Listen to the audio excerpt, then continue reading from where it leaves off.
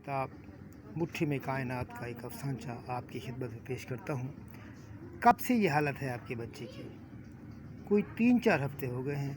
शहर के तमाम डॉक्टर देख डाले मगर मर्ज़ बढ़ता गया जूं-जूं दवा की। मैं तो पहले ही दिन उसे आपके पास लाना चाहती थी मगर ये आज की नस्ल कुछ माने तब ना।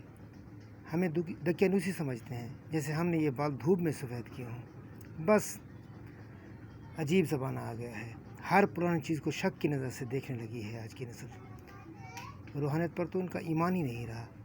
ये ईमान की कमज़ोरी है। अकीदा कमज़ोर हो गया है, एतकाद बाकी नहीं रहा। पीर साहब तासुफ़ में सर हिलाते हुए ख़ास से आज़रदा दिखाई दिए।